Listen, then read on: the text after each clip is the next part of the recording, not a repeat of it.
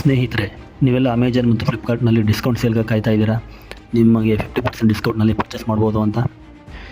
ಈ ಸೇಲ್ಗಳಲ್ಲಿ ಕೂಡ ಕೆಲವೊಮ್ಮೆ ಮೋಸ ಆಗುತ್ತೆ. ಅದು ಹೇಗೆ ಅಂತೀರಾ? ಇಲ್ಲಿ ನೋಡಿ. ಈ ಸೇಲ್ಗಳಿಗೂ ಮೊದಲೇ ಕೆಲವೊಂದು ಐಟಮ್ಗೆ ಅದರ ಆ್ಯಕ್ಚುಯಲ್ ಪ್ರೈಸ್ಗಿಂತ ಜಾಸ್ತಿ ಪ್ರೈಸ್ನ ಹಾಕಿರ್ತಾರೆ.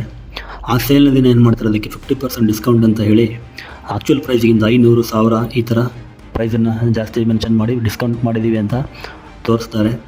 ನಾವು ಇದನ್ನು ನಂಬಿ ಒಳ್ಳೆ ಡಿಸ್ಕೌಂಟ್ ಇದೆ ಅಂತ ಪರ್ಚೇಸ್ ಮಾಡಿ ಮೋಸ ಹೋಗ್ತೀವಿ. ಹಾಗಾದರೆ ಯಾವ ಐಟಮ್ಗೆ ನಿಜವಾಗ್ಲೂ ಡಿಸ್ಕೌಂಟ್ ಕೊಟ್ಟಿದ್ದಾರೆ, ಯಾವ ಐಟಮ್ಗೆ ಕಾಗೆ ಹಾರಿಸಿದ್ದಾರೆ ಅಂತ ಹೇಗೆ ತಿಳ್ಕೊಳ್ಳೋದು ಅಂತ ನಿಮ್ಮ ತಲೆಯಲ್ಲಿ ಓಡ್ತಾ ಇದೆಯಾ? ಅದಕ್ಕೆ ಇಲ್ಲಿದೆ ಉತ್ತರ ನೋಡಿ. ನೀವು ಯಾವ ಐಟಮ್ನ ತಗೊಬೇಕು ಅಂತ ಅಂದ್ಕೊಂಡಿರ್ತೀರ, ಆ ಐಟಮ್ ಲಿಂಕನ್ನು ಕಾಪಿ ಮಾಡಿ, ನಂತರ ಗೂಗಲ್ ಓಪನ್ ಮಾಡಿ, ಅಲ್ಲಿ ಬೈ ಅಟ್ಕೆ ಅಂತ ಸರ್ಚ್ ಮಾಡಿ, ಅಲ್ಲಿ ಒಂದು ವೆಬ್ಸೈಟ್ ಓಪನ್ ಆಗುತ್ತೆ. ಆ ವೆಬ್ಸೈಟ್ ಸರ್ಚ್ ಬಾಕ್ಸಲ್ಲಿ ಈ ಲಿಂಕನ್ನು ಪೇಸ್ಟ್ ಮಾಡಿ ಸರ್ಚ್ ಮಾಡಿದ್ರೆ ನಿಮಗೆ ಆ ಒಂದು ಐಟಮ್ನ ಲೋಯೆಸ್ಟ್ ಪ್ರೈಸ್ ಮತ್ತು ಅವರೇಜ್ ಪ್ರೈಸ್ ಶೋ ಆಗುತ್ತೆ. ಸೊ ನೀವು ತಗೊಬೇಕು ಅಂತ ಇರೋ ಐಟಮ್ ಪ್ರೈಸು ಈ ಒಂದು ಲೋಯೆಸ್ಟ್ ಪ್ರೈಸ್ ಮತ್ತು ಅವರೇಜ್ ಪ್ರೈಸ್ ಒಳಗಡೆ ಇತ್ತು ಅಂತ ಅಂದರೆ ಆ ಐಟಮ್ಗೆ ಯಾವುದೇ ಡಿಸ್ಕೌಂಟ್ ಕೊಟ್ಟಿರಲ್ಲ. ಇಟ್ ಮೀನ್ಸ್ ಅದು ಒಂದು ಫೇಕ್ ಡಿಸ್ಕೌಂಟ್ ಅಂತ.